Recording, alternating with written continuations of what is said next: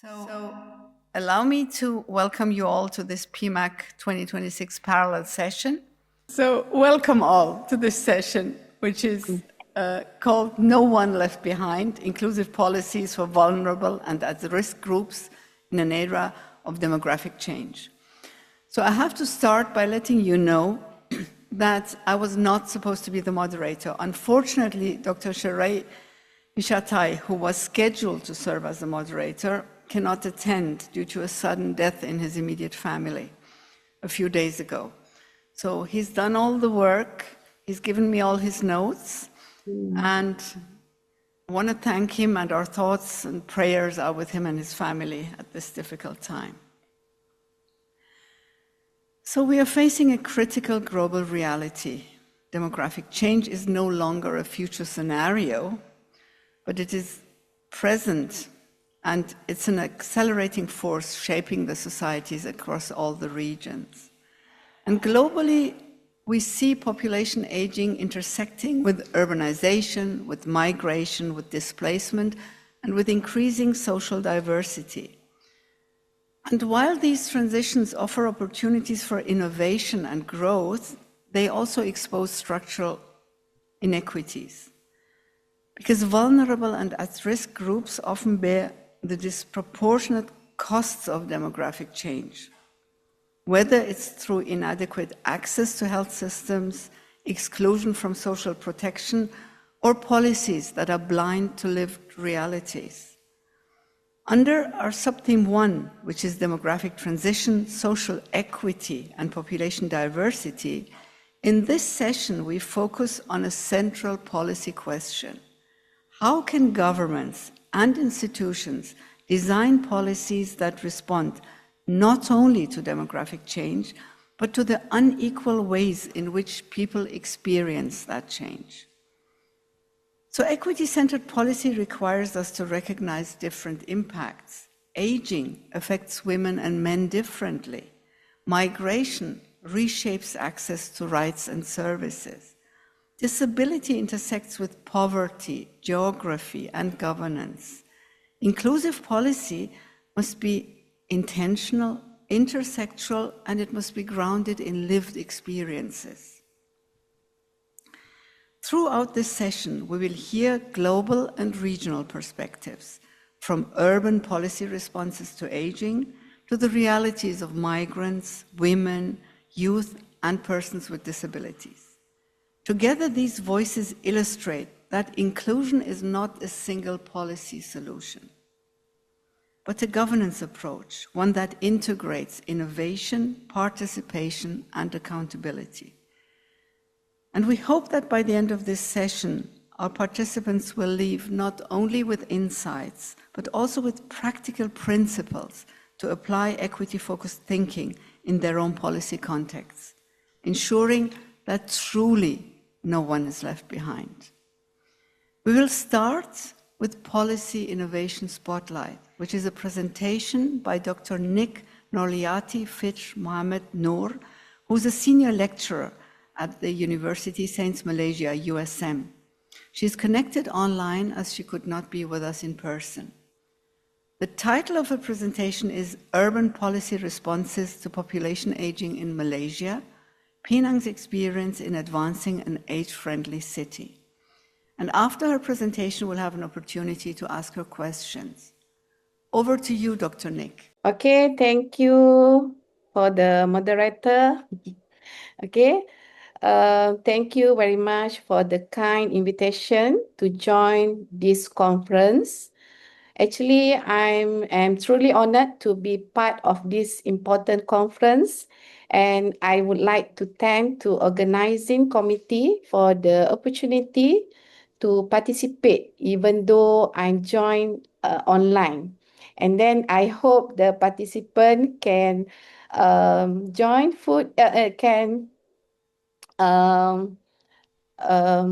explore food in Thailand. Okay, Aroy Chin Ching. Okay, so today I will share my presentation title, Urban Policy Response to Population Aging in Malaysia, Penang Experience in Advancing in Age-Friendly Cities.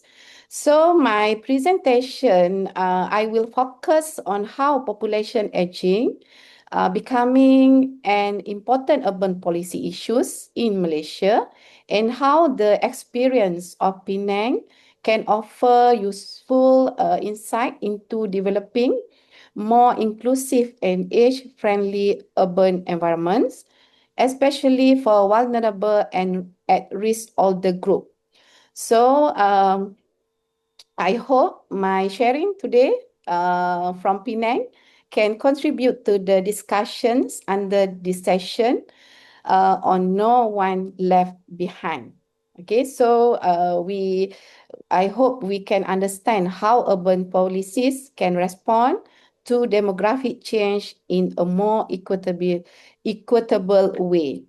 Okay, so why Penang? Okay, why Penang? Okay, for your information, Penang is one of the state in Malaysia, and then Penang, older adult is in recent years we can see the number of older adult in Penang has been growing rapidly. This is mainly due to lower fertility rate and longer life expectancy. Okay, and then in Penang State, facing growing challenges in healthcare, urban planning, and social support system. And then in 2023, the elderly population in Penang reached about 1.8 million people. And then for the 2024, we can see that from the statistic from the Department of Statistics Malaysia, we can see that life expectancy at birth in Penang is projected to be 77.3 years for female and 72.5 years for male, based on the data, DOSM. Okay.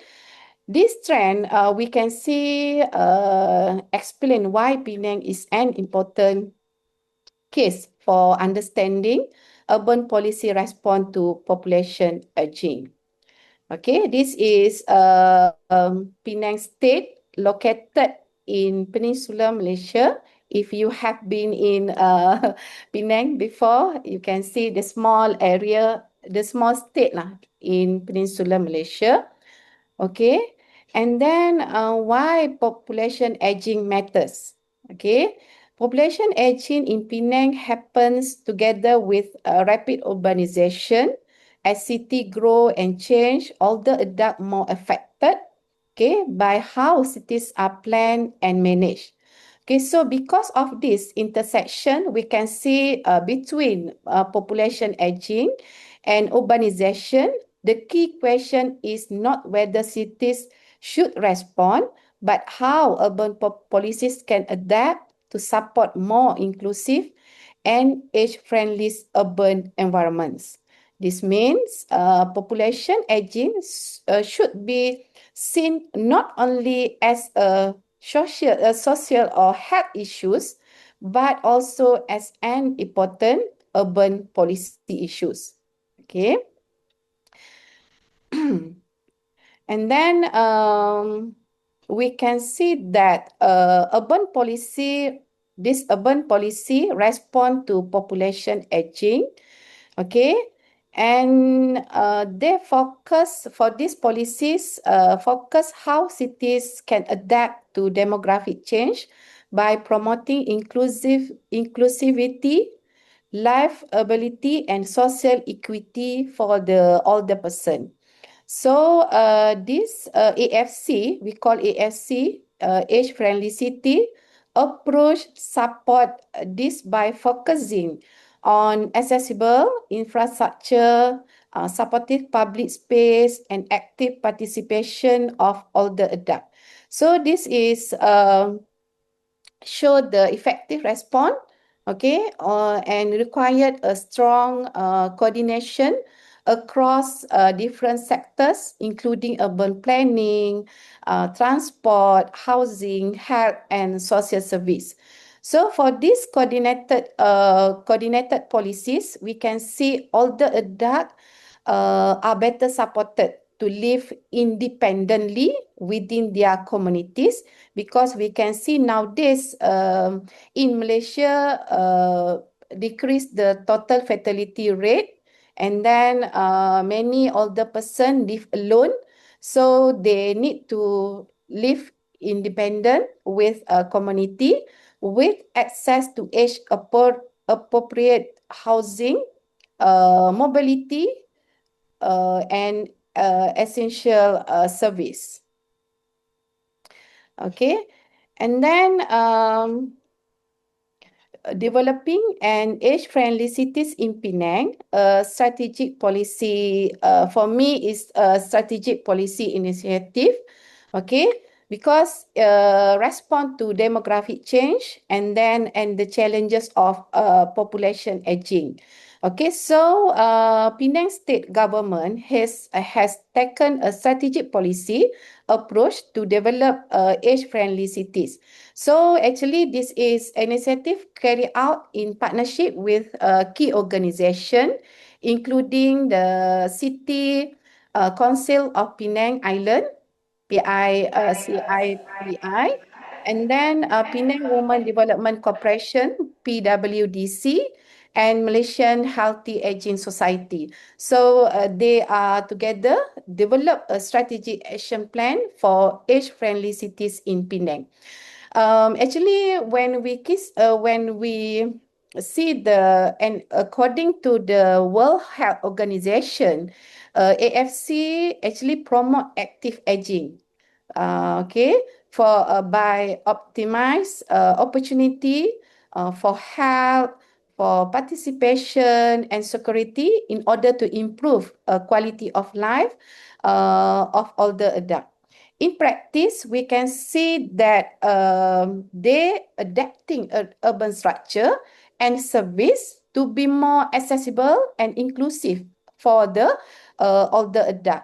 Okay, and then we can show that in this diagram come from World Health Organization Age-Friendly City Framework that has been covered for 8 key areas. These include outdoor space and building, transportation, housing, social participation, respect and social inclusion, civic participations and employment, communication and information, and community support.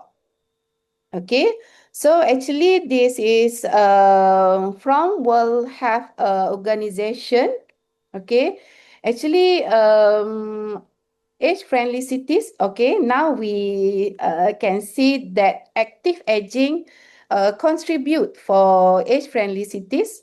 Okay, age-friendly cities versus active aging. The concept of AFC is rooted in the World Health Organization active aging framework.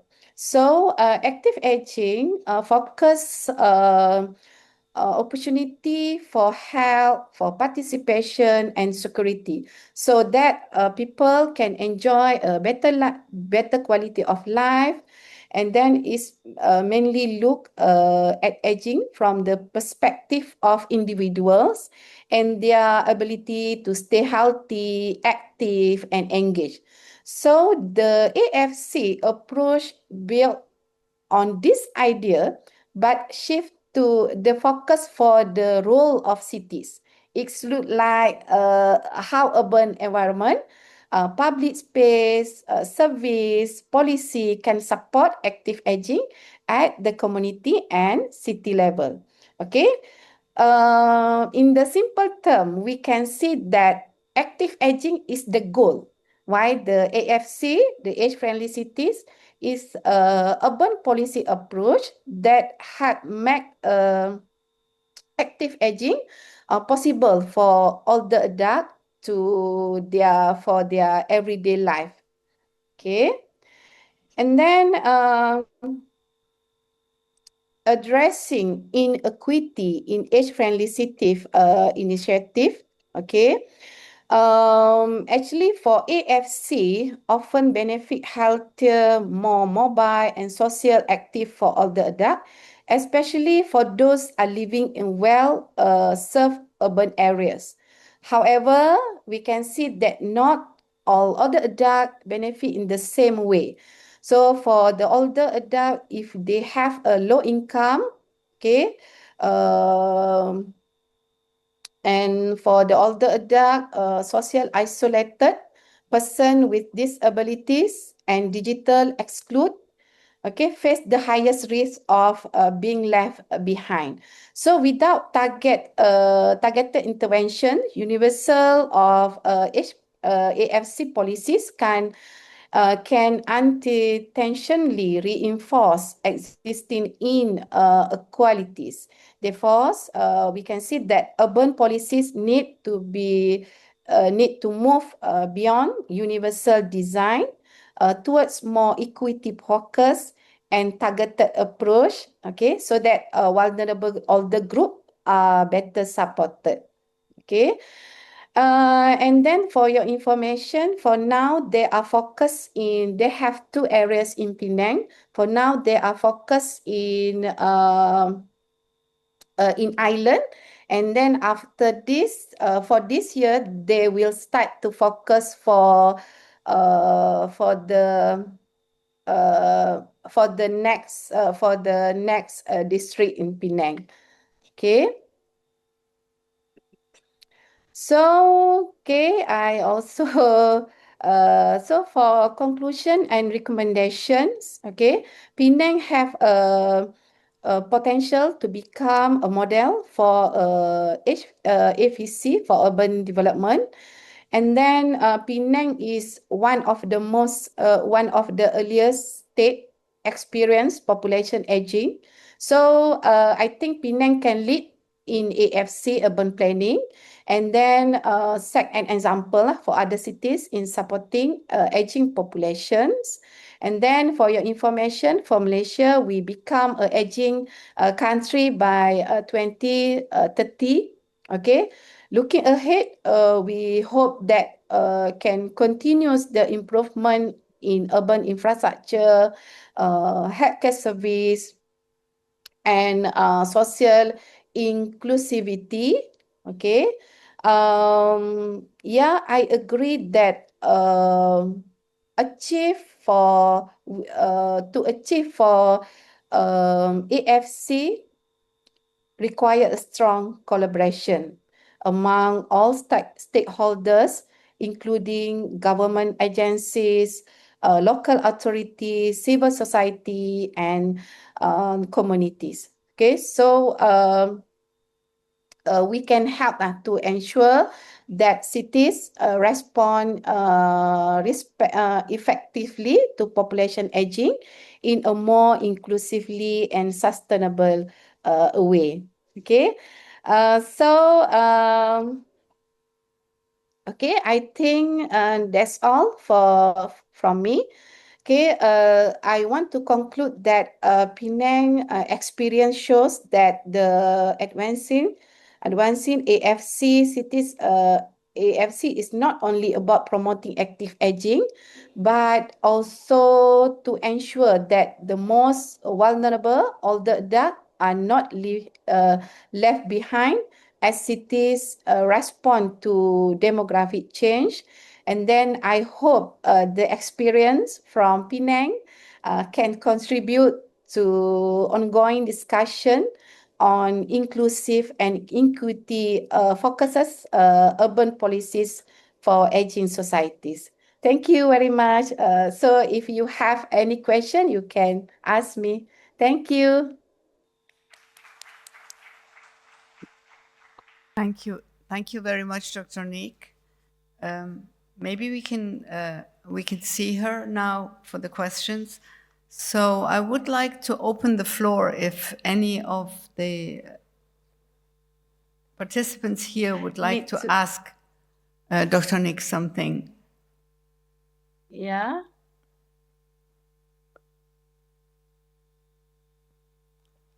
So while the participants are thinking about it, Dr. Nick, I would like to ask you, I think you talked about the older adults that are being left behind and vulnerable older adults. Can you tell us from Penang's experience, which groups of older people still risk being left behind, and how urban policy can avoid reinforcing inequities within aging societies? Okay, for this policy, I think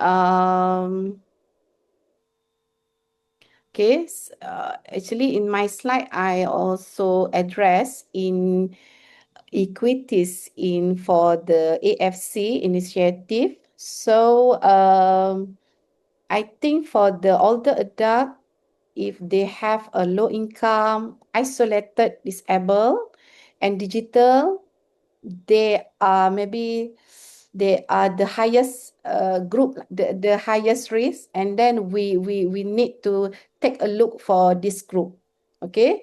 Um, I think for this, for the Penang State, actually, and then based on my research, we can see that not for all the adult aware about for this AFC, and then what the benefit that they can use. So I think the governments, uh, yeah, Penang City Council, I think they should to do a promotion for what actually um, uh, the benefit of the what the benefit lah for the older adult. And especially in Penang, they have transportation. For example, if they need to go to hospital, to clinic, so the government provide transportation for them.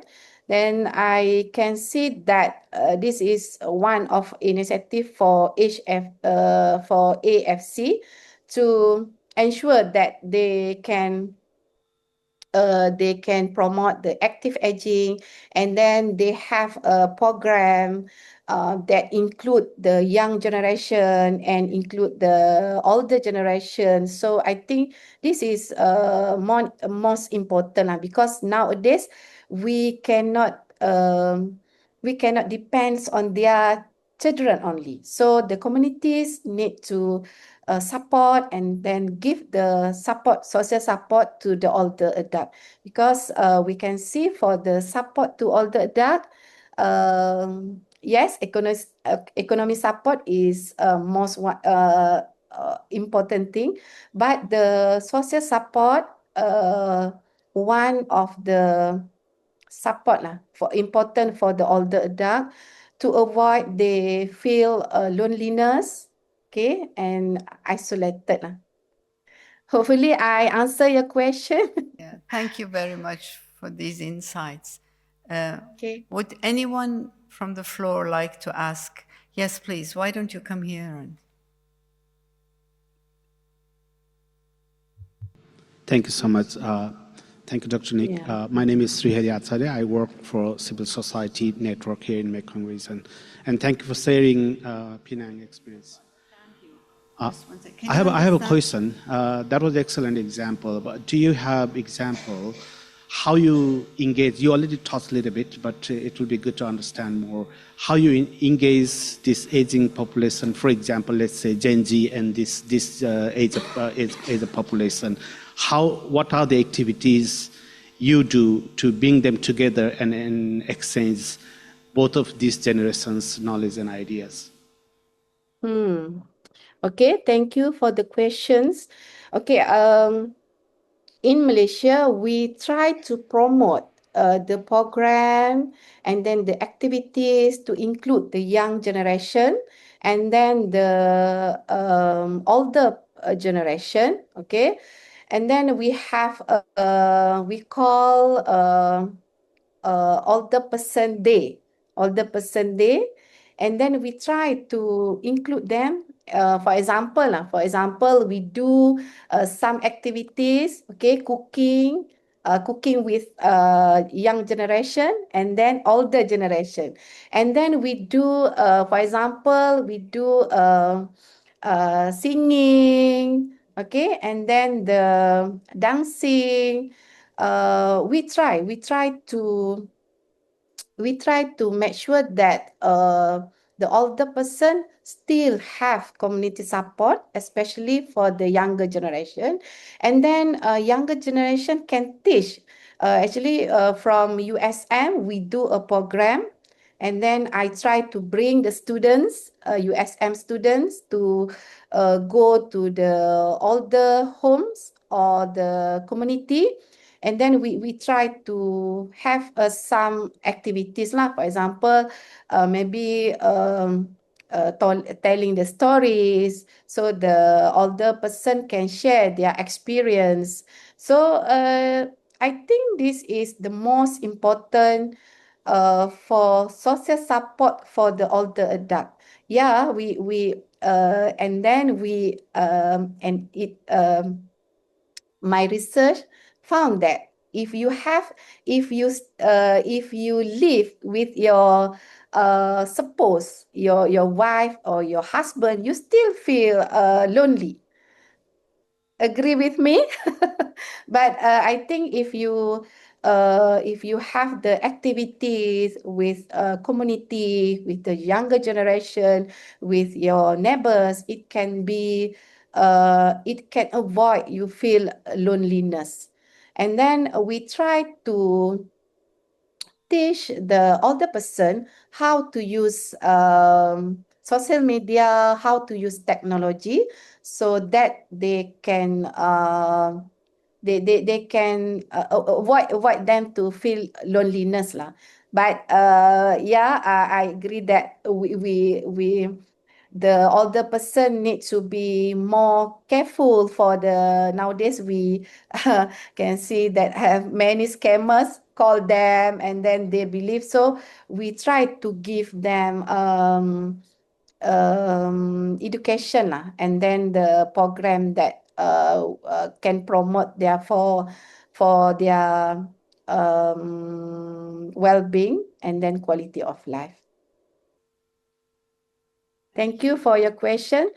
I dropped my email here. If you have any question or potential collaboration, can contact me via WhatsApp or via email. And then if you come to Malaysia or Penang, you can contact me.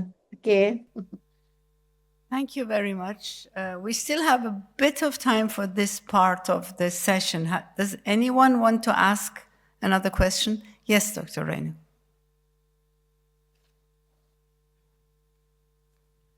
Thank you very much. That was really quite an illuminating example of how cities can be made age-friendly. I am talking from the perspective of we've been analyzing some aging data in India, and we find that there's a growing feminization of aging. There are many more older women who are, living than men, and there are many more widows than there are single men, and many of these women are dependent on their families, and it's a life cycle, sort of. It's a cycle of discrimination through their childhood and their young age and lack of adequate education, employment, no pensions, etc.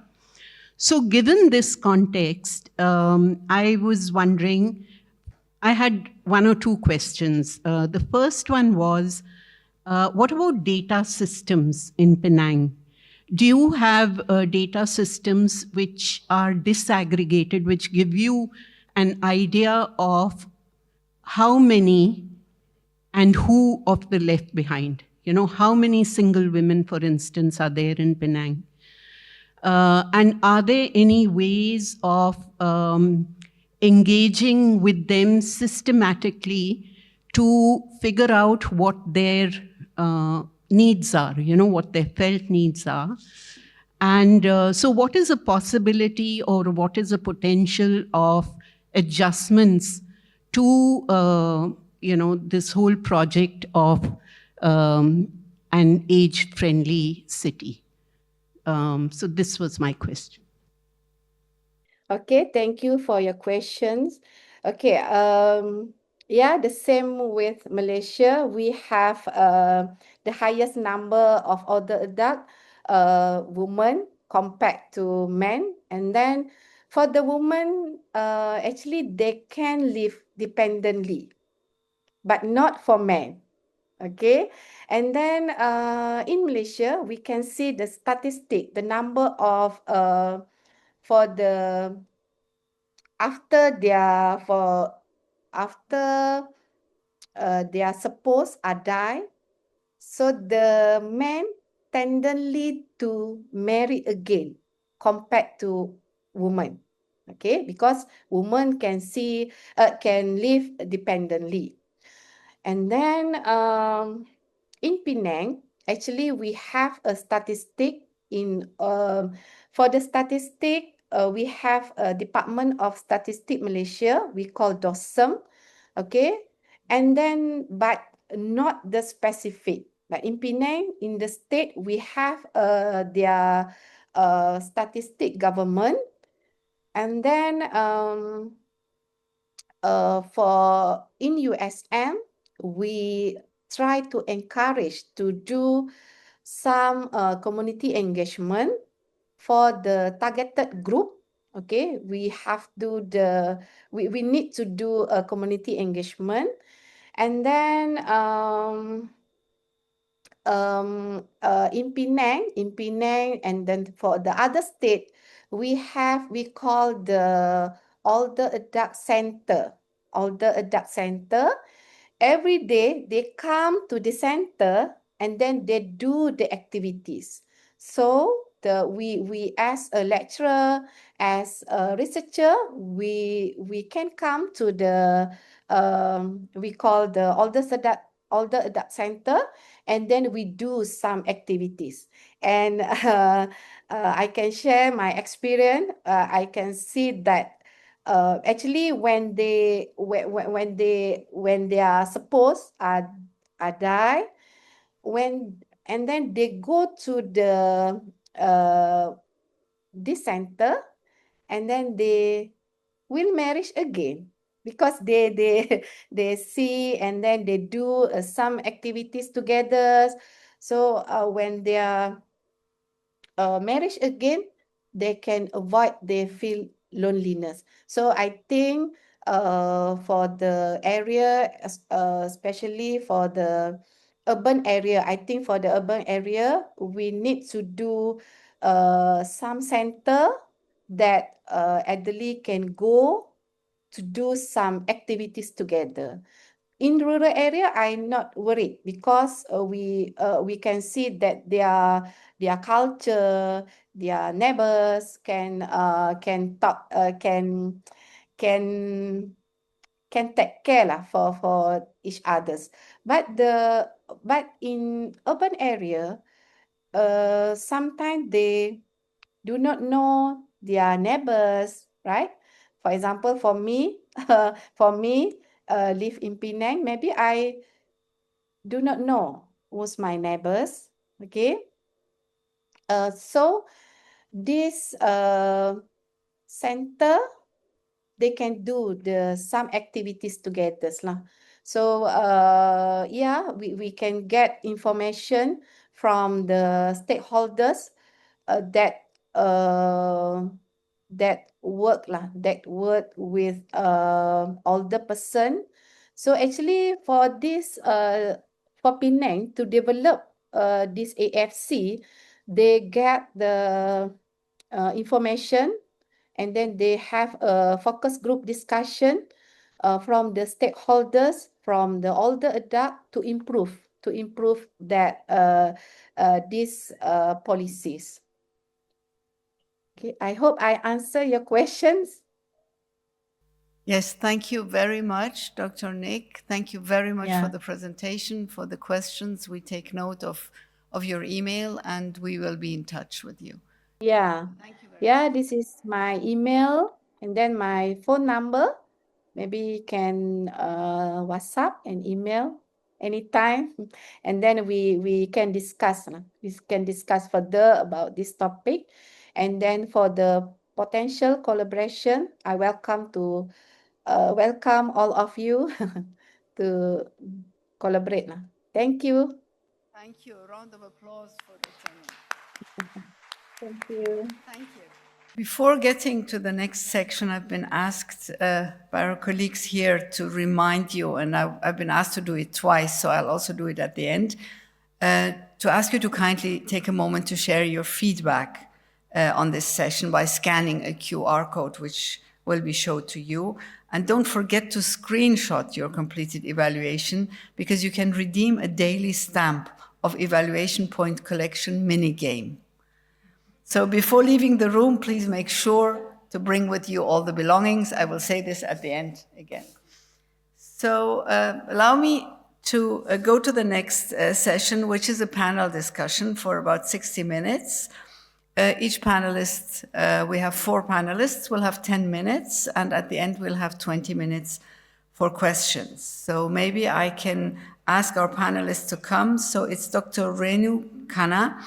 She is the co-founder of Sahaj Society for Health Alternatives India, with extensive experience in gender equity, community-based health system, and policy advocacy for marginalized women in South Asia. Then Professor Muhammad Hamid Zaman. He's a Howard Hughes Medical Institute professor at Boston University and director of the Center on Forced Displacement, specializing in global health, migration, and refugee health systems. Dr. Viviane Oke, she's the founder of the ELS app in Benin, a digital health innovator advancing youth and women-friendly sexual and reproductive health access across sub-Saharan Africa. And introducing myself in my original role here, I'm also a panelist. So my name is Monire Tereze Basir. I'm a regional program specialist and the disability focal point in UNFPA Asia Pacific Regional Office. And among others, I work on disability inclusion in the Asia Pacific region. Thanks to PMAC. It's a privilege to be here and to be asked to present my reflections, insights, experiences on this panel. This panel is extremely important in terms of the work that we do in India, leave no one behind, and equity focus in all of our work. So today I'm going to be talking about the demographic dividend in South Asia. And my presentation has 3 parts. The first part is about the context of young people in South Asia. And then I'll go on to a case study of India, in which I will examine the social policy and related to young people in India. And finally, I'll go to some suggestions of what needs to be done. So this is the context. 30% of the world's total number of adolescents between the ages of 10 and 19 are in South Asia. And the largest population of young people of between 10 to 24 years in the world. And over 30% of these youth are not in school or in employment or training. And of these 30%, half of them are women and girls. There are significant skilling and employment challenges.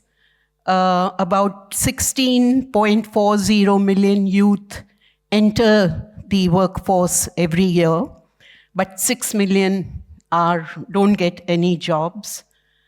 There's poor quality, high dropout rates of education, conflict, recurring disasters, rapid urbanization, and new technology that is depressing labor markets. The aspirations of youth are not matched by opportunities. There's a lot of disparity in our countries, and the youth see these disparities while they have their aspirations promoted by social media and the market. and there's a lot of frustration which results in uprisings. There are ingrained social norms which promote gender inequality and marginalization of specific populations, gender diverse groups. Disability is stigmatized. Child marriage is a huge problem in this subcontinent, leading to early pregnancies, and climate-related hazards displace a lot of people. There's sexual exploitation, and women and girls are the ones who suffer disproportionately. Health concerns, malnutrition, about 45% of adolescents are underweight. 55% of girls between the ages of 15 and 19 are anemic. And road traffic accidents, substance abuse amongst boys more, showing that masculinities and hegemonic masculinities are at play. Now, what are some of the issues with social policies? I'm taking, as I said, the case study of India. We have several policies and programs in the country. There's a national youth policy, which is in a draft stage. Although, the draft came out in 24, it still hasn't been finalized. And there's the adolescent health strategy. There's a health program. The adolescent-friendly health clinics are supposed to be there, the school health program. So there's a whole plethora of programs and schemes. Skilling, the government of India is very high on skilling, and there's a lot of investment in skilling. But much of this social policies lack an intersectional perspective.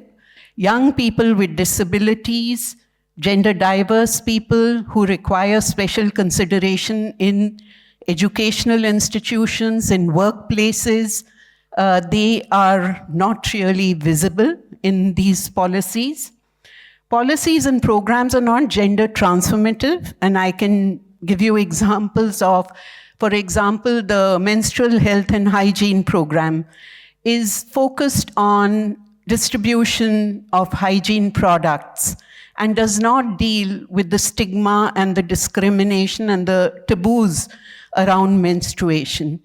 Nutrition program deals with girls as only future mothers and does not respect girls' rights to development, bodily as well as, emotional, mental development is not really recognized.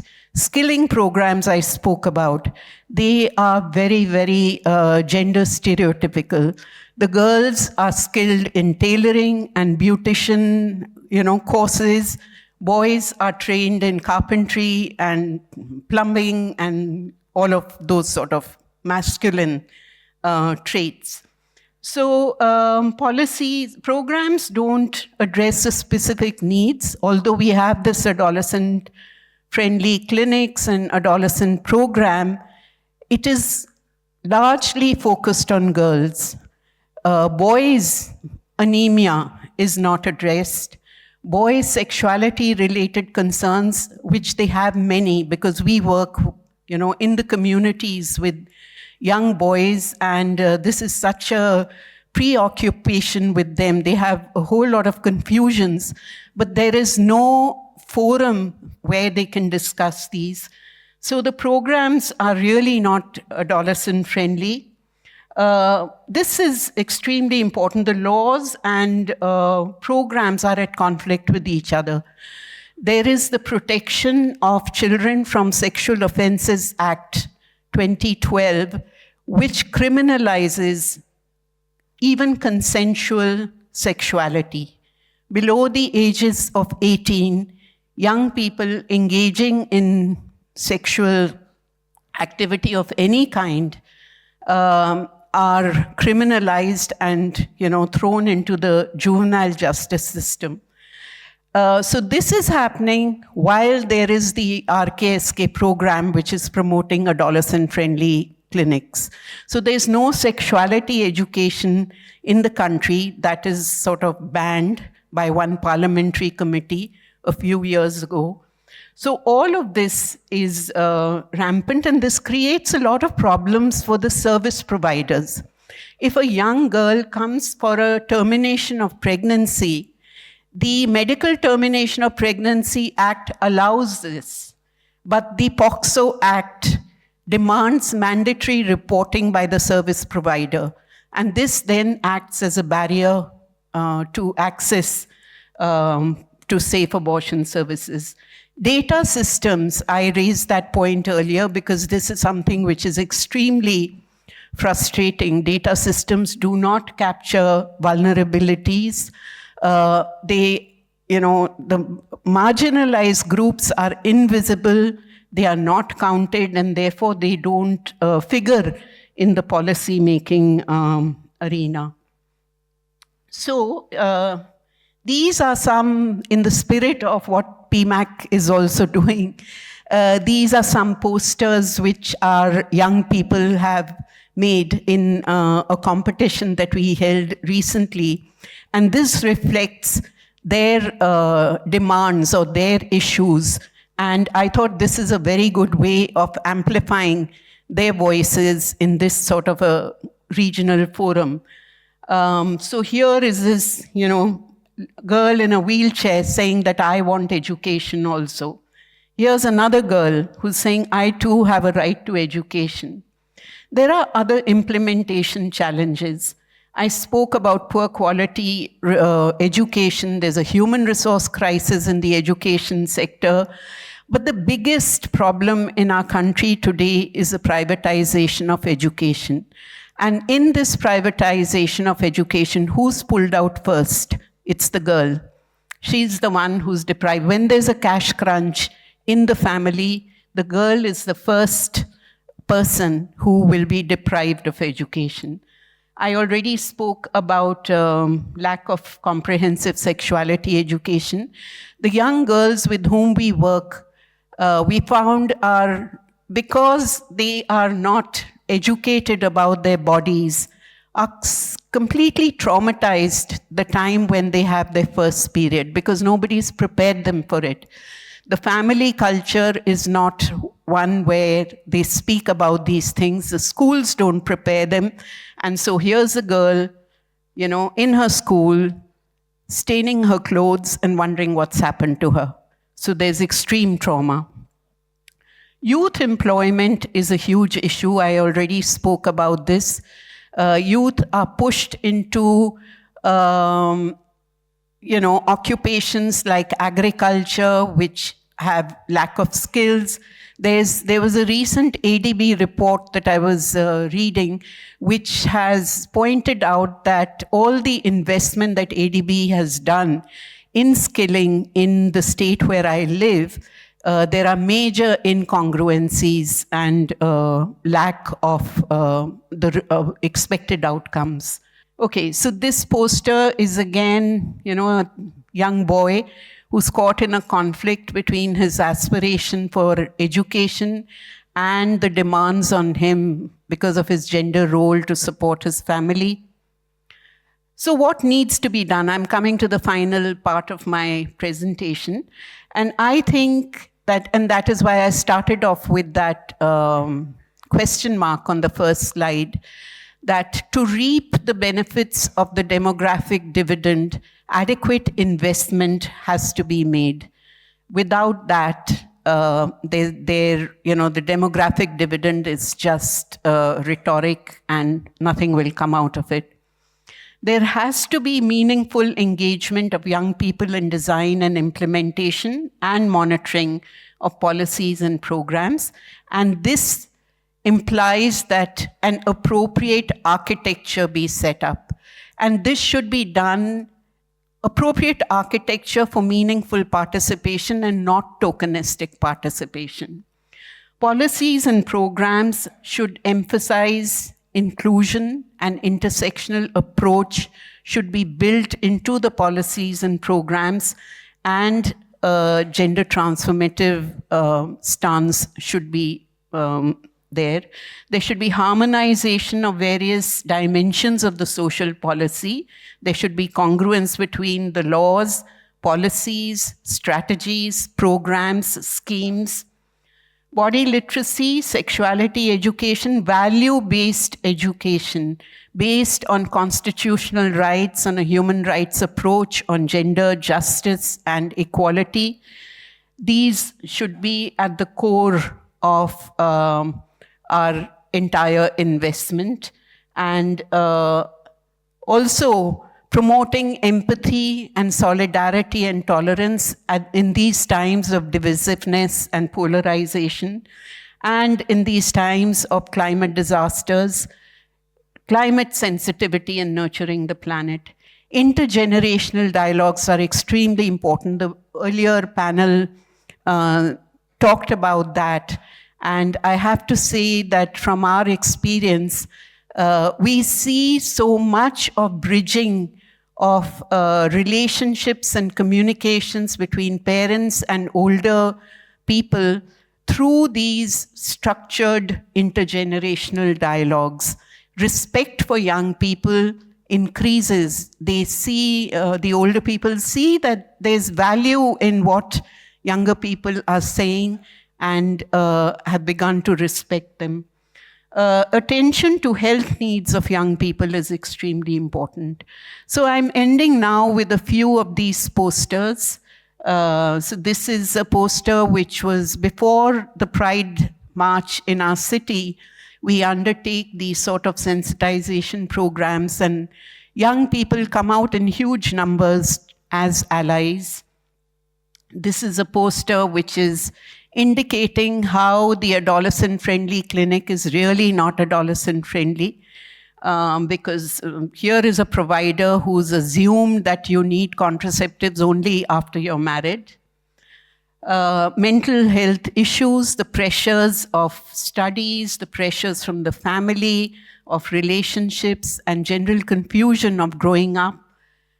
And this is rights for all. So inclusion, solidarity, tolerance, acceptance of different religions, the right to education, right to employment.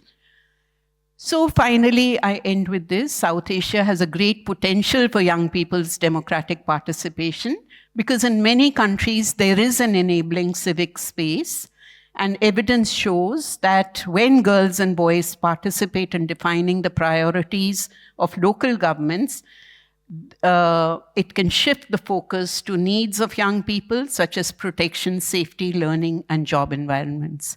Thank you very much.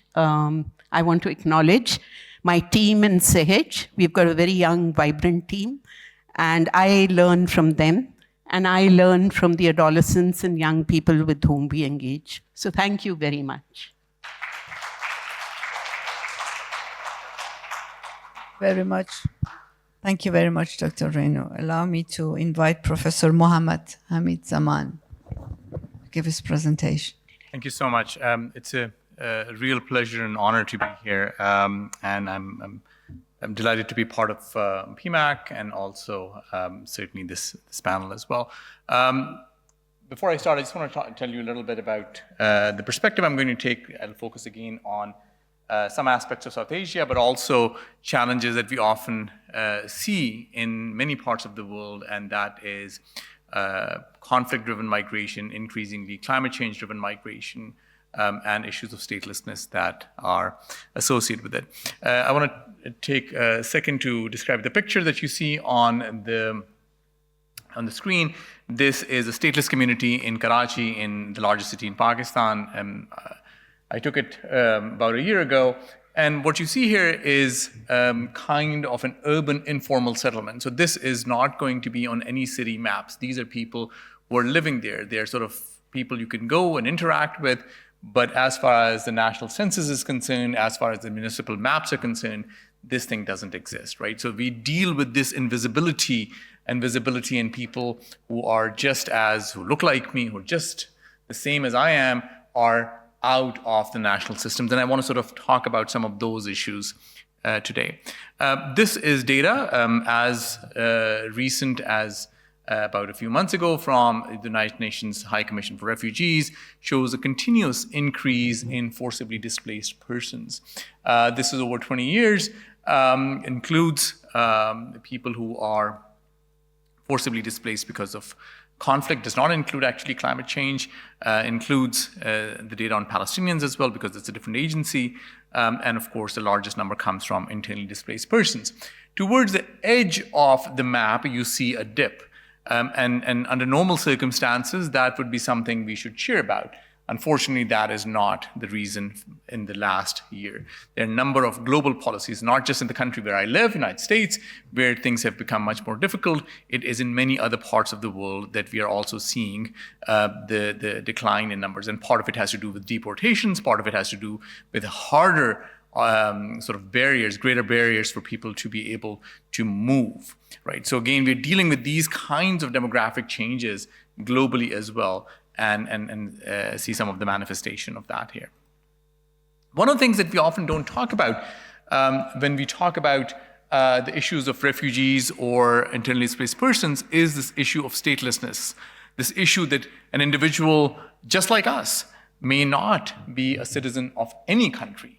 No country would recognize them as their bona fide citizens. I take this particular picture from the website of UNHCR again, with the focus on Pakistan, the country I was born in, the country where I do quite a bit of my work.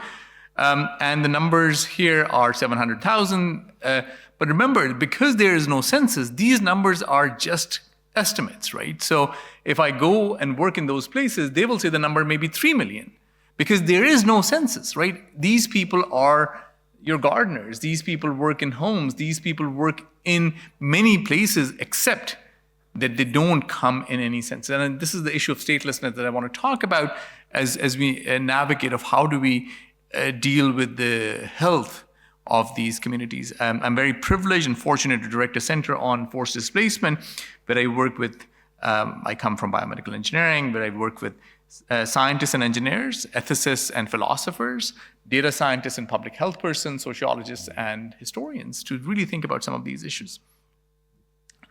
On top of this, we are seeing a global increase in conflict in the last several years. So in parts of the Middle East, in parts of Europe, certainly Ukraine, increasingly in many other parts of the world, we are seeing the rise in conflict. Unfortunately, some of those issues have become protracted. The Ukraine war, the Sudan war, the issues in the Middle East have gone for years, which means that people are now, one, forced displaced. On top of it, they live in this environment where they are impacted by the loss of infrastructure, by the presence of weapons, by the presence of metals, by the presence of microplastics. How do we navigate these kinds of questions in migration as these people migrate, and due to no fault of theirs, may have health challenges that the host community may not be aware of, right? It is nobody's fault that they happen to be caught in that conflict, but when they go to a new place, new challenges emerge. Antimicrobial resistance is just one of those examples that I work on, and I'll talk about that in a second. This is the community where I work. These were the pictures that were taken by my team and our colleagues. This is in Machar Colony in the southern port city of Karachi. This community of about 700,000 people lives on reclaimed land. As I mentioned, this would not be on any municipal system. What you see here is not just sort of the fact that there is both urban informal settlements, one might call them slums, but also environmental injustice. So on one end, we are dealing with sort of this issue of people who are very, very poor, but they're also at a greater risk. Every time it rains, it floods, right? And the rains have become increasingly chaotic as well. So on one end, we are dealing with sort of social injustice. On the other end, we're dealing with climate injustice, simultaneously impacting vulnerable communities. And this is something I really want to emphasize, that when we talk about issues of climate injustice, when we talk about issues of climate change, not everybody faces those challenges the same way. It is not to say that those are not real issues and affect everybody, but there are communities that are far more vulnerable than others, right? And oftentimes it correlates with socioeconomics and also in this case, statelessness as well.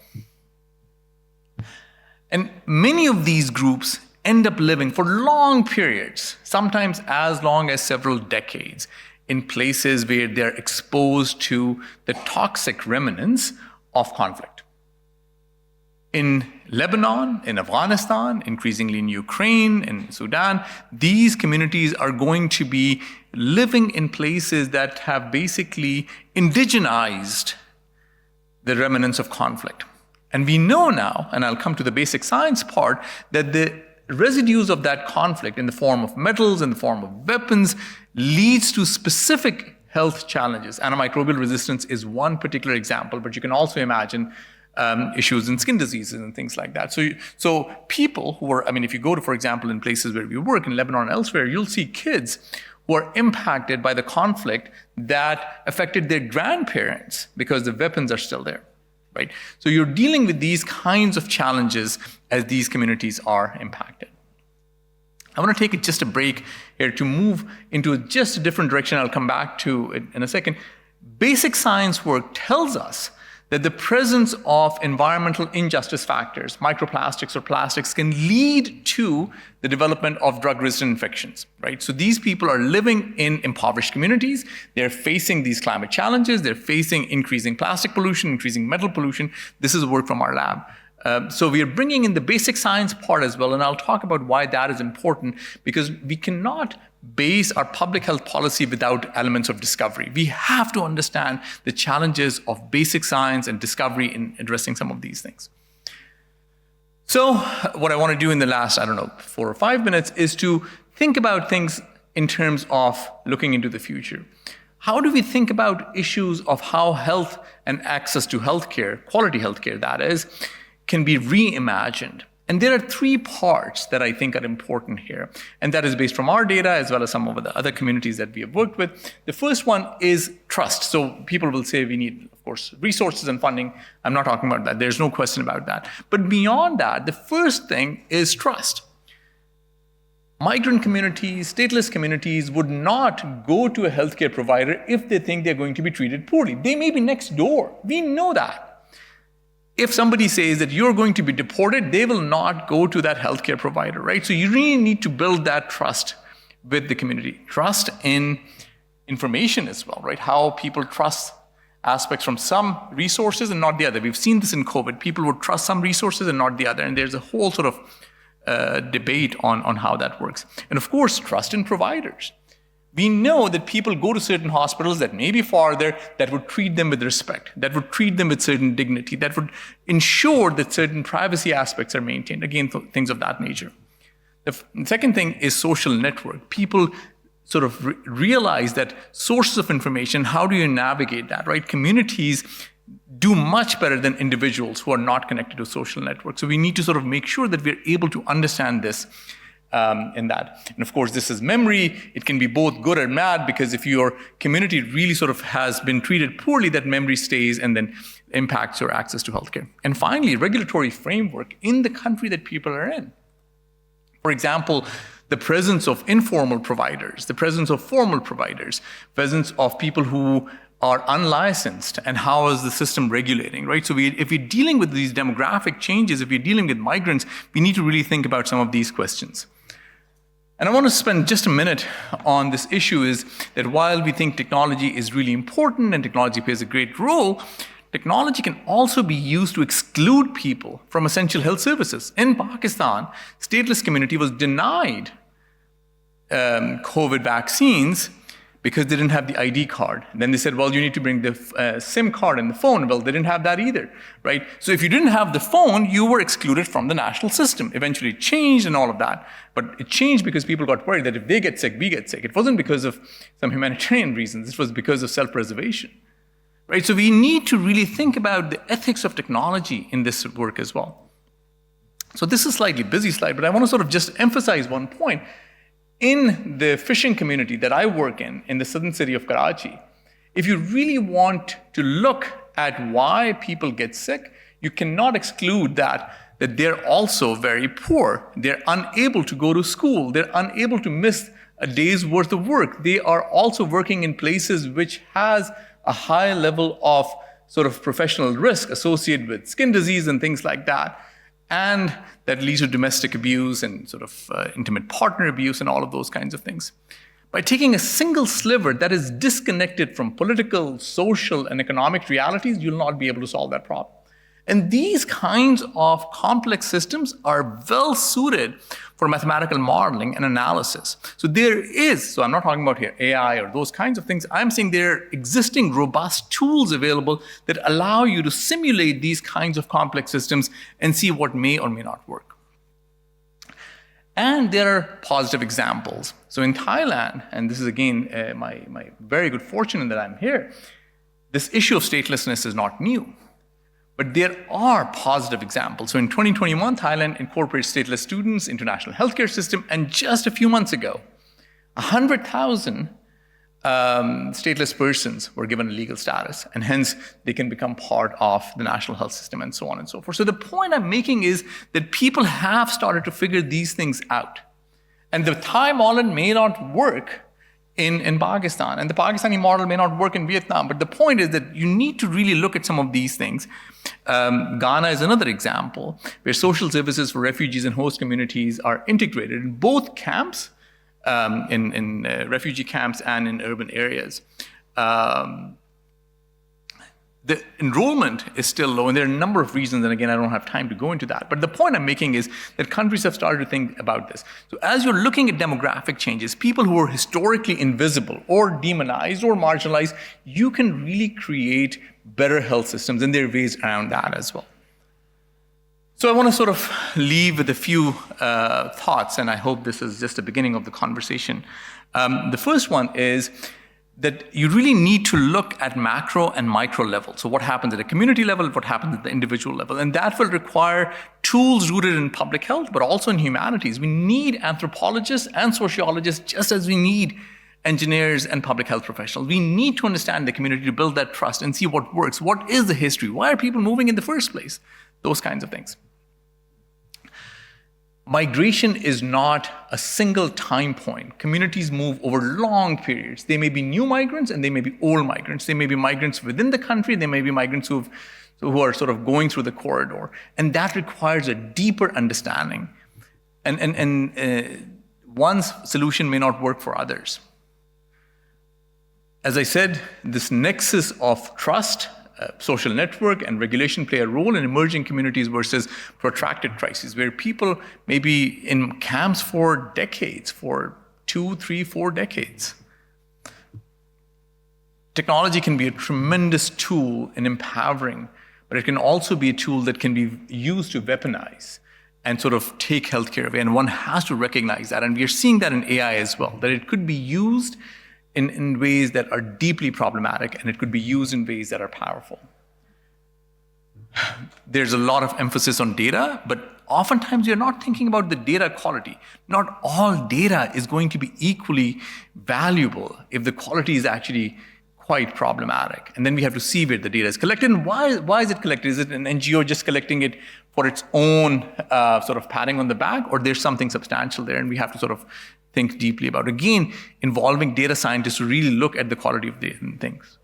And finally, there is a role for discovery, basic science that allows us to understand why certain diseases manifest themselves in certain communities. What does the environment do? And that is absolutely essential. So on one end, just as we think of policy, on the other hand, we need to make sure that basic sciences, the discovery part is there so that our policy is rooted in evidence that is also contextual, that helps us understand something much better. It's also a way of engaging and encouraging communities from different groups. So I want to leave with this picture in the community that I work in, and this is also the journal that comes out of our center. There is tremendous richness in these communities that we work with. There is joy, there is resilience, there is tremendous power. And we just need to treat them as just as I am, or you are, or your cousins, or your neighbors, and so on and so forth. With that, I'll end. Thank you very much.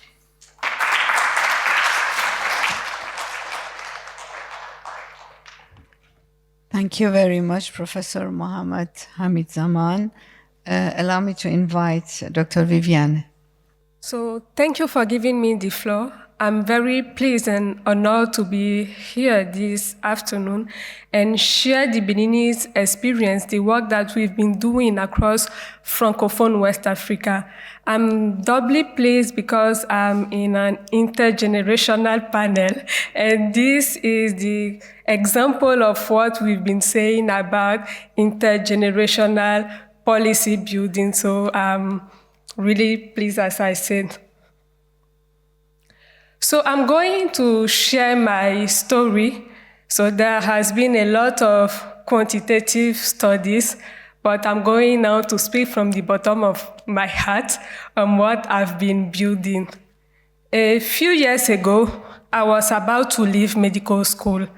I was a fifth-year medical student on a shift, and we received a 16-year-old girl bleeding, brought her by mother, and that was telling her to save her daughter's life. So when the medical team investigated, we realized that the mother was the person that took her through an unsafe abortion that unfortunately went bad. So to save her life, the medical team had to remove her womb. And today she will never know the joy of birth giving, not by choice, but because at a moment of her life, she didn't receive accurate health information to take decision about her life. And the situation of this girl is similar to other situations about women's health, such as women die in every 2 minutes of cervical cancer, women not knowing how to manage chronic conditions. And that is where it started. So to bring an answer to this, as a young medical student, I started with my social media, but there was a lot of people asking questions and it was very difficult to handle. So with a group of young health workers, we decided to create a mobile app addressing sexual and reproductive health and mental health issues, with a transformative vision by giving women a simple digital tool to regain control over their health. But as we were going forward, we realized that women wanted more than that. Women wanted an all-in-one space that would be their ally at every stage of their life. So what we built was in a very feminist philosophy, built by women for women and rooted in local realities, because most of the existing solutions were not culturally adapted, and this was really inclusive. So the methodological approach was very participative, through surveys, interviews, and tests directly with the women involved. So we gave really priority to the accessibility of the app so that it is the lightest as possible with low data and suitable for low literacy levels. So with the app, the women could get a pool of skills, and we used a dual approach because they were the one that wanted that, using a mobile technology but combined with community engagement so that no one is left aside. So from what we did, women wanted these features: menstrual cycle tracking, but not just to track the menstrual cycle, but to be a prevention tool on female cancers, to have access to clear information about their health, and to be able to talk with specialists through the app. They also asked about a distribution chain for their own products and a mapping of different healthcare facilities and health insurances, but that is not yet done, and a media that is through a podcast that will raise awareness on women's health issue. So about those integration recommendations, what we did has been using AI for a chatbot that is given as an example here. It's in French, so it is written in French. So we've done a lot of technical partnerships. We've done a lot of public-private collaboration, but there is still to be done. We really want the app to be incorporated into digital health strategy so that we could use this data to influence public policies in my country, and then the digital map integration. So far we have had more than 3,000 active users, and what we realized is that it has crossed Beninese borders. So people from other 9 Francophone countries are using the app without much advertisement. And we are going to have more users now because we partnered with a mobile network that is giving us their distribution chain to reach more and more women. So what has made it successful was the participative conception, the ease of use, and the community encouraging. So nothing is done without the community, without women themselves shaping it all around the way. And our challenges, of course, are limited resources, because when you are youth, when you are African, and when you are from Francophone country, it's a bit difficult to build something that is very big. So as I said, the public-private partnership, we want its integration into national policies, and we want our data to guide national policies, what women need so that the policies are more inclusive. And we have technical challenges for some future, mainly the development of offline functionalities to reach more and more people, more than community-led activities, and to develop specificity for people living with disabilities. So we are talking about women, but all women are not the same. There are women with disabilities, there are women that are young, there are women that are mature, and I even remember that a mature woman came to us and asked us why our app was limited to young women. And by that time, we started creating content about menopause and adapting it. So it has a lot of technical features, new features to make the app the most adapted as possible.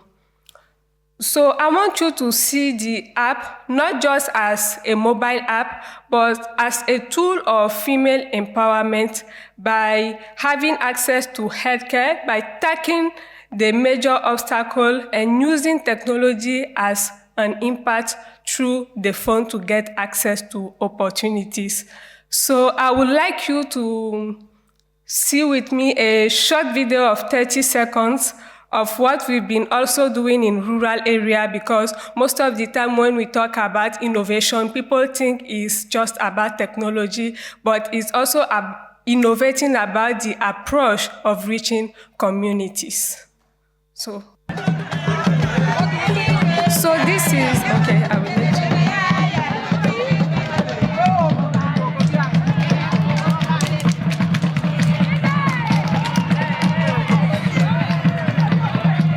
À Gonvier, la cité lacustre a vibré aux couleurs de l'espoir ce samedi à l'occasion d'une grande parade et d'une séance de sensibilisation. So this is a lake city of my country of around 200,000 inhabitants, but that has only one medical doctor in the public sector. So for the women to get access to professional healthcare, they have to move from their city to another one with their canoes. So everything is done on the lake. So what we did is that for Pink October, we went to those communities, and instead of working for Pink October, we did this on canoes, and this was very innovative.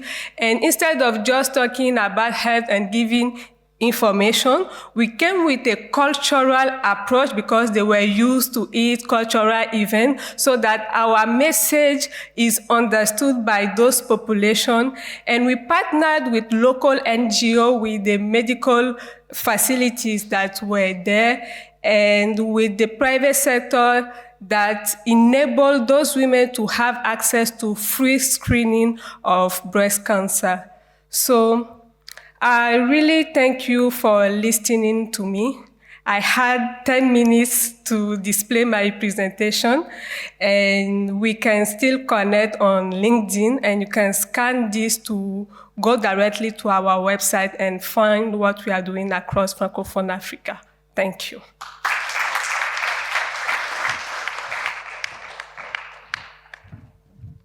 Thank you very much. And thanks to the three speakers. So bear with me. There's a last presentation which I will give on disability inclusion. I try to be quick because I'm sure that you have many questions to our speakers so that we will have time before we conclude the session.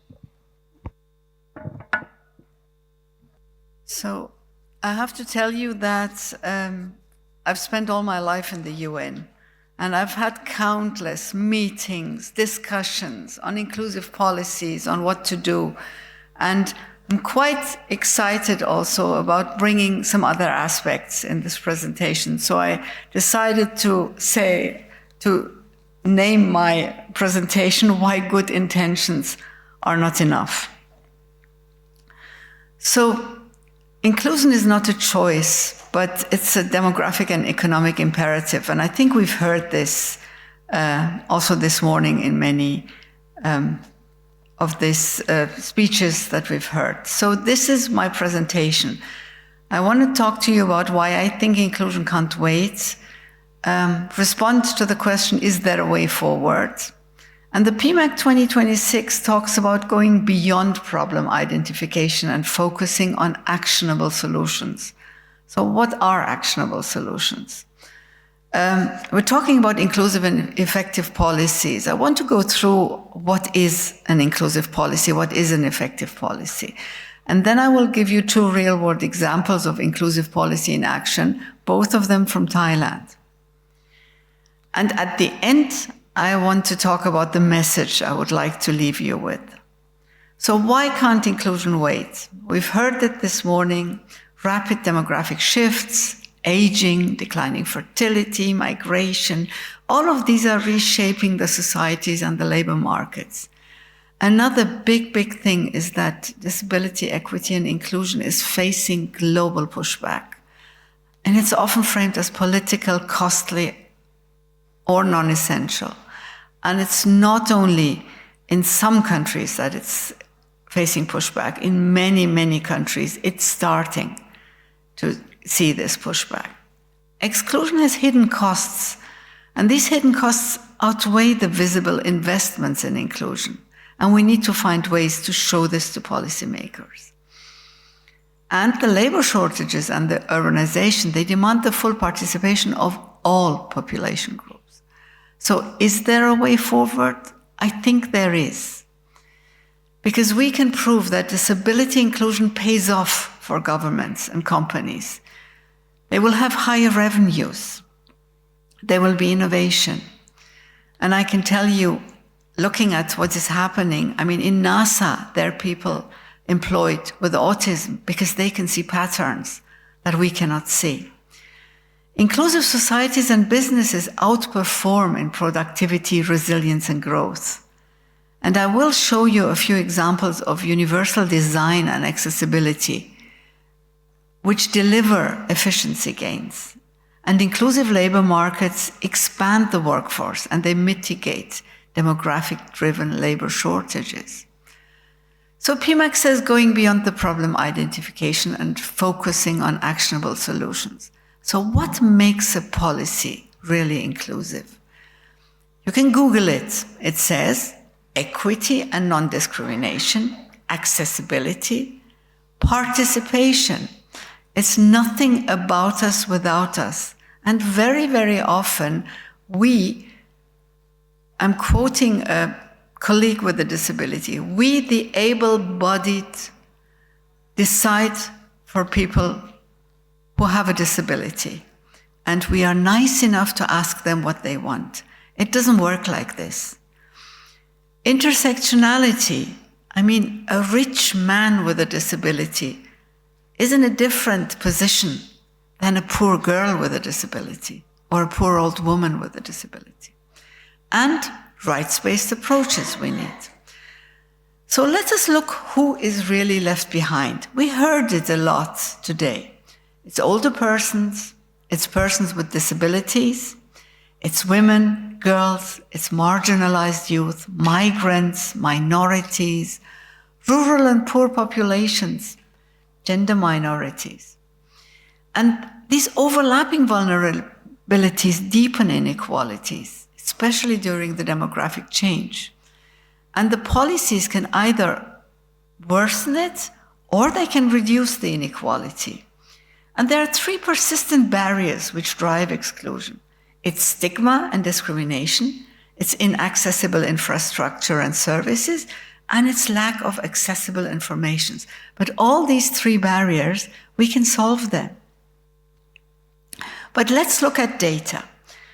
It's estimated that over 1.3 billion people live with a disability. That's 16% of the world's population. But in many of the national surveys, we see data 2 to 4%. Why? Because visible disabilities are just the tip of the iceberg. We have a lot of non-visible disabilities. Another thing is also, it depends on how you ask. I mean, if the person asks me, do you have a disability? Or if I feel that he's discriminating, I wouldn't say. Many people I know, they wouldn't disclose their invisible disability at the workplace. They're afraid. So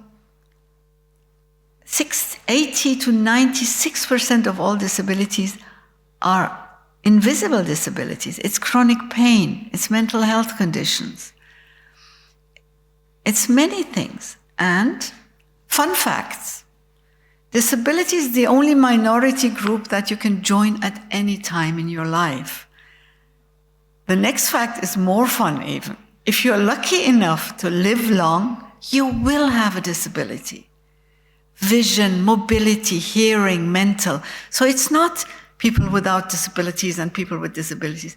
All of us are potentially people with disabilities when we age. So the key ingredients of effective policy. A good policy is developed with affected communities. And I think we heard it also in some of the presentations today. These people have to develop the policies. It should have a strong legal and policy grounding. We need to use data. We need to use disaggregated data by sex, age, disability, location, income. And data disability, it's complex. Disability is complex. It's very fluid also, and it's not easy to have these data. An effective policy has adequate resources and capacities for the policy, and there is political will and leadership. But we have limited resources. Resources are shrinking. We're facing the pushback. Many countries are cutting money for DEI. Aging, labor shortages, declining fertility make sidelining people economically unsustainable. And we have to prove this, and our policymakers need to hear this and they need to understand this. We have to make the case that inclusive governments and businesses outperform in productivity, innovation, retention, service quality, and trust. We need a paradigm shift, and we're asking the wrong question. We keep asking how much will inclusion cost? We have to focus on how much does exclusion already cost us. We have labor shortages. We have aging population. We have to make the case that businesses no longer can afford the unsustainable economic burden of exclusion. And I want to give you some examples. Many of you might have heard about this. So it's the OXO Good Grips vegetable peeler. So the founder's wife, she had arthritis, so she was struggling with peelers. So then he came up with this oversized and soft, non-slip handle peeler, which requires less gripping and has this swiveling blade. It's so nice to peel vegetables with this that it became a commercial success. if you have inclusive design, not only people with disabilities benefit, everyone benefits it. A nice big door, I mean, in the plane, you know, a nice chair or something, everybody benefits from it. So it creates products that everyone loves, and it expands the market. We have to bring this to the companies. You make more money if you're inclusive. Many of you might have heard about this curb cut effect. The curb cut was done in 1945 in the US for war veterans in wheelchairs. Now we're all using it. I mean, in a wheelchair, with a suitcase, a mother with a stroller. Even if people are drunk, I mean, they prefer using this.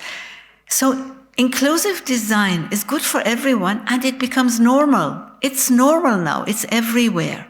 So this is what we need really to bring this, to bring to the policymakers, and this paradigm shift we need. So I give you two quick real-world examples of inclusive policy in action from Thailand.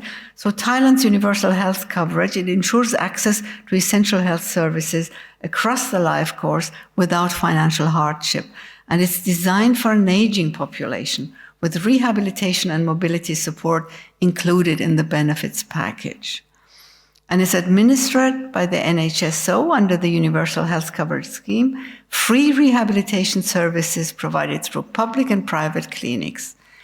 And it supports independence, participation, and equity for older persons and for persons with disabilities. Another example is Thailand's disability inclusive adolescent sexual reproductive health and rights programming that UNFPA Thailand partners with local organizations on disability inclusive ASRHR planning.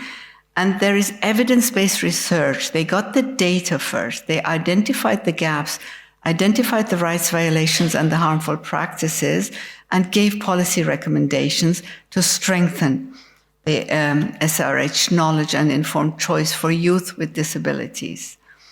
So support to public service centers for persons with disabilities, they provide to develop the guidelines, and they are scaled up they're planning the scale up nationally through service provider networks in the next 2 years.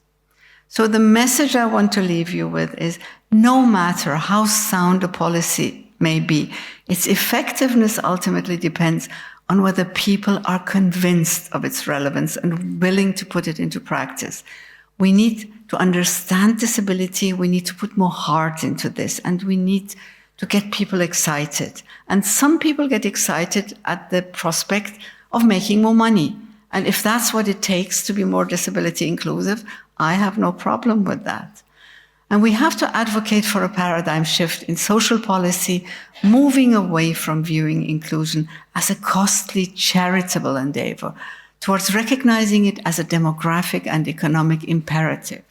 The question is no longer how societies will adapt, but who they will choose to include, and they should include everyone. And leaving no one behind is not just the right thing to do, it's the smart thing to do.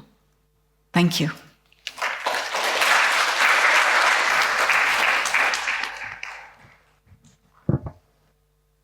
Sorry that you're hearing my voice so often, so I'm the moderator again.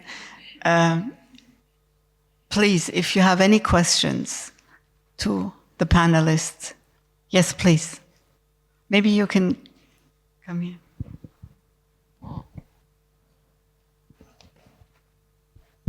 Thank you so much. This was such a fantastic panel of the importance and the how of putting the last first, which is so often missing. And certainly not there enough. So I loved all the presentations. My name is Karina Hirsch. I work for an NGO called the Margaret Pike Trust, and we work on sexual and reproductive health and rights at the intersection with climate adaptation and biodiversity challenges. So from the SRHR perspective, we know we have these super strong arguments in terms of equity, but also in terms of gender justice, reproductive justice, and climate justice as well. We know that if you invest $1 in SRHR, specifically in rights-based family planning, you're going to save up to $28 in other economic and social costs. So this is a really powerful argument when we think about We need to be making cost savings. We need to be doing things for the most vulnerable, but doing that with a lot less.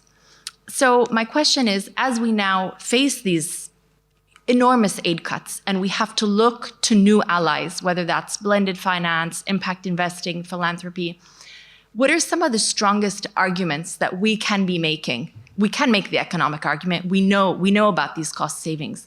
What else can we be saying to them to make sure that these really equity-focused approaches become the norm, don't just become something that some of us know it's the smart thing to do? What are the arguments we need to be making so that everybody knows it's the smart thing to do? Thank you so much.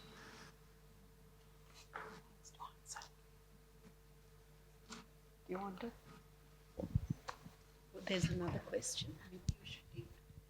Yeah, maybe we should take 2 or 3 questions until we figure out who will answer.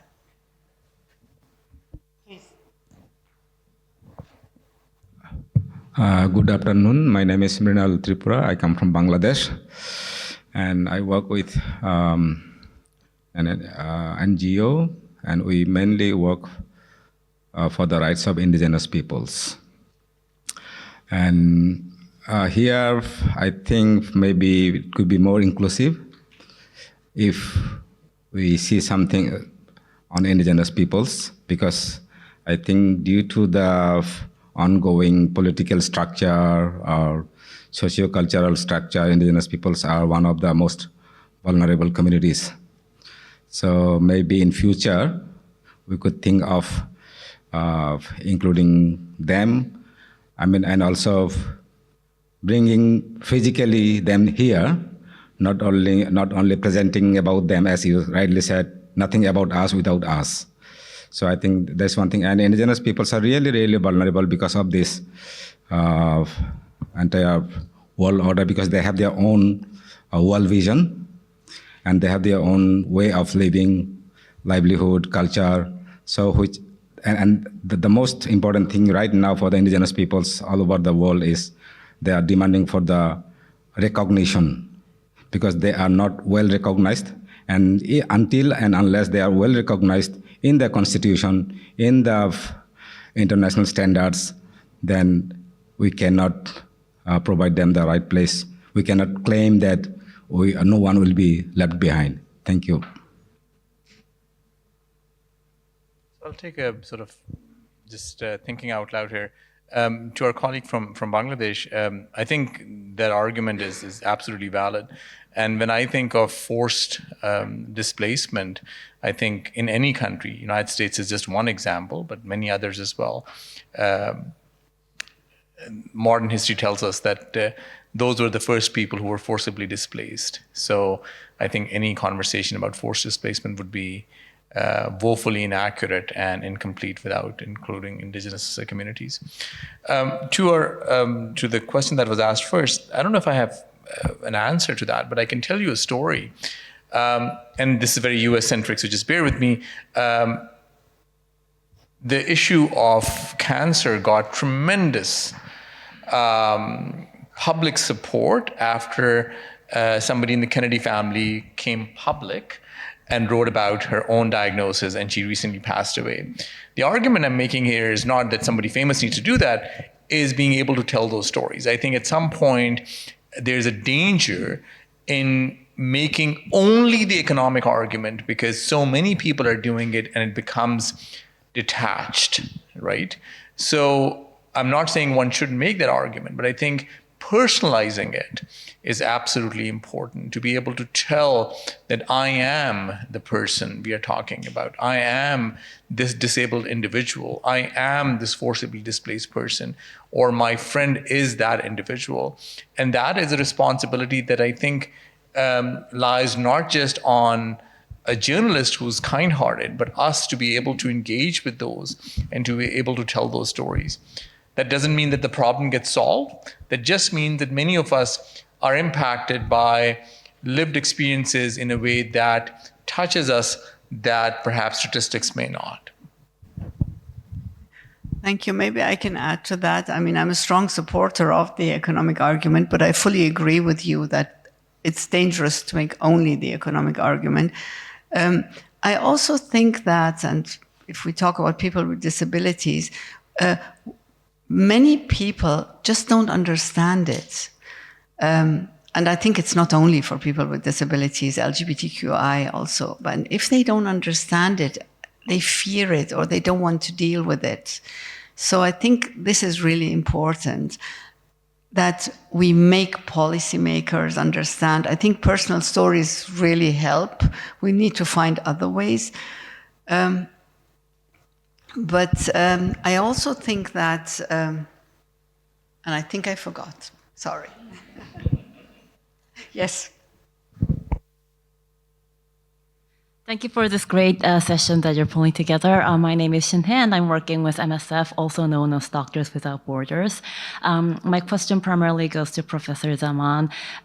When we have states that are purposefully putting out policies to exclude migrant or stateless populations, therefore purposefully persecuting a certain group in the country, how do we fight that? For instance, the Afghan people from Afghanistan that are living in Pakistan, or the Rohingya population that are known to be the most persecuted minority in the world. So how do we face the situation where states know what they're doing and they're purposefully persecuting a certain group of population?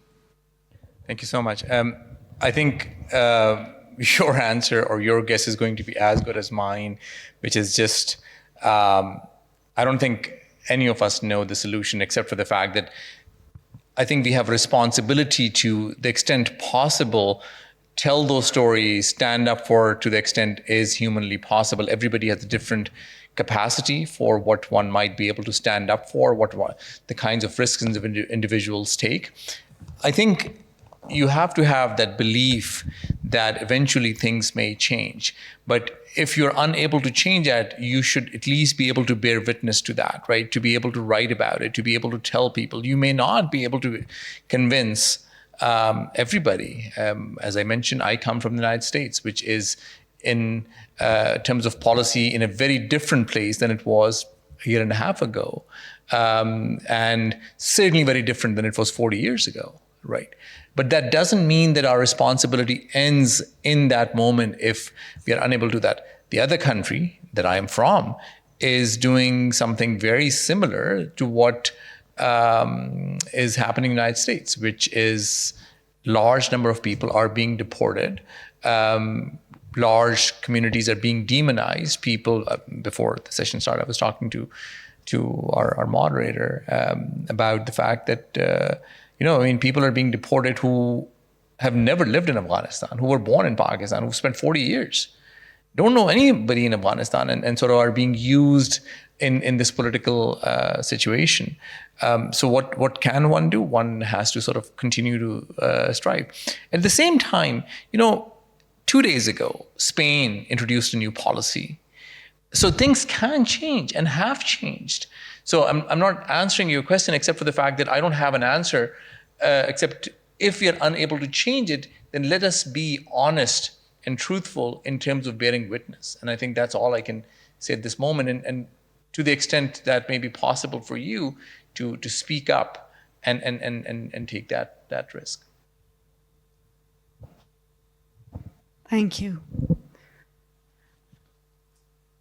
Yeah, and I think I wonder why I forgot something I feel very strongly about. I think that also we need to, we are always making the moral argument, but we need to know more about our opponents and their arguments and their fears and address that very specifically. I think this is something that we can do better because we are ourselves, we sitting here are so convinced about that it's the right thing to do, that sometimes we forget that the people out there, or we don't know what they think, we don't know what they fear. And I think we should make a stronger effort to get into their heads and to see what the issue is, and then develop arguments. Any other question? Yes, please.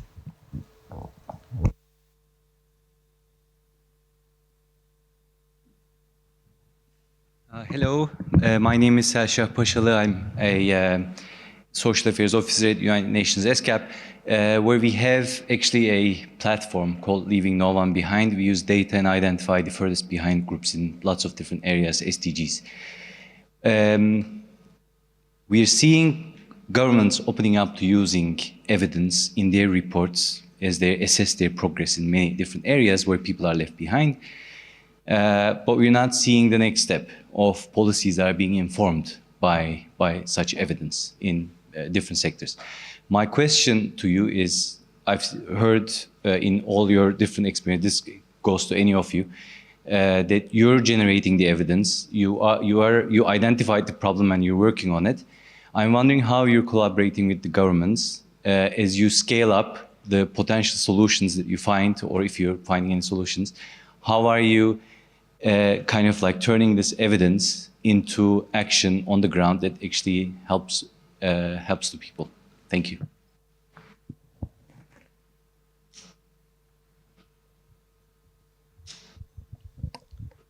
So, thank you for your question.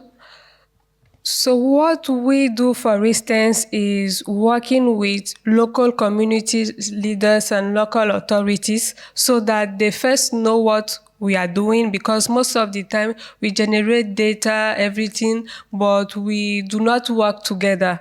And government do not know who is working to help them reach their goals. So we work closely with them. Secondly, we bring them to our action so that it's not just about data, but it's about making the leaders to live that experience.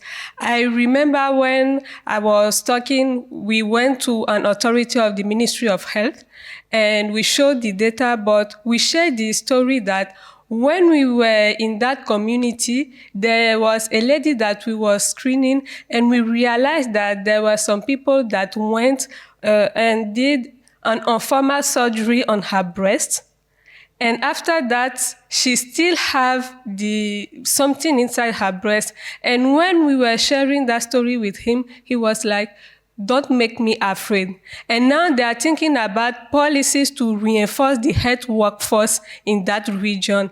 And the second part is that it's up to the civil society to be there and be sure that the engagement that has been taken have been materialized into actions. So we have to be there reminding them, because there are a lot of priorities, and we have to remind them that this is an urgent issue to be solved. Thank you.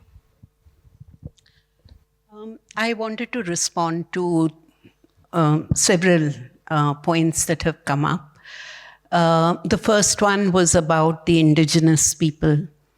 And I think one of the sort of things that we need to do is that there are accepted or recognized categories of vulnerable people. In my country, for instance, the indigenous people, or the group whom we call scheduled tribes, the Dalits, the backward castes in a country which is ridden with the caste system.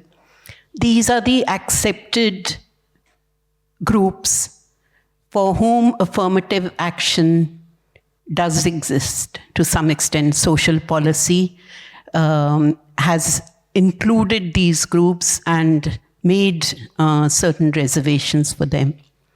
The point that I want to make is that there are other groups who are completely unrecognized and invisible, and this is also contextual. I think every geographical context or even political context has groups who are uncounted, unrecognized. And so I think one of the tasks that we have undertaken, large data sets do not count these people. And I think it is imperative that researchers, research community do micro studies to generate that data. And by data, I'm not just saying quantitative data, which is so highly privileged. I mean, you know, when you talk about evidence, it's only numbers which matter to policymakers. And I think that we have to change this paradigm and bring in the narratives and stories to complement the quantitative data. Linked to this point is also the point about intersectionality. You can have, in my country, for instance, you know, I mean, there are historical disadvantages, and the affirmative actions have resulted in what we call the creamy layer. So historically, people who were disadvantaged are now holding positions of power. But there are other people who are vulnerable and marginalized. So I think the intersectional lens becomes extremely important when one is dealing with, or when one is wanting to address inequities. That was one point that I wanted to make. Yeah, and I've also spoken about the evidence and, you know, what sort of evidence we should be generating. The third last point that I wanted to make was the importance of coalitions. I think, you know, I mean, we are in regimes where our friend from MSF raised these points about policies which are deliberately excluding people or are anti-people. I mean, I will say that they are anti-people. And so it becomes extremely important for different groups, marginalized groups, or the left behind groups to come together to forge strong coalitions and make themselves heard and, you know, put up a wall of solidarity. My issue is also your issue. Your issue is also their issue, you know, so I think we need to create these sort of common grounds and come together. Thank you.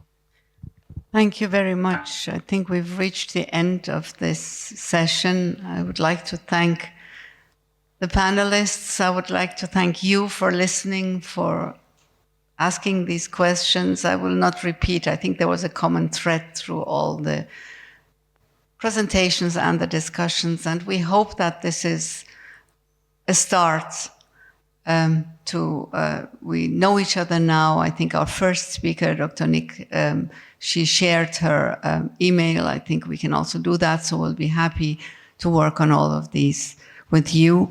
And now, I have to inform you, kindly take a moment to share your feedback by scanning the QR code on screen. Maybe you can put the QR code on screen. Don't forget to screenshot your completed evaluation to redeem a daily stamp of evaluation point collection mini game. I wonder what we will get. And before leaving the room, please make sure to bring with you all your belongings. Thank you very much.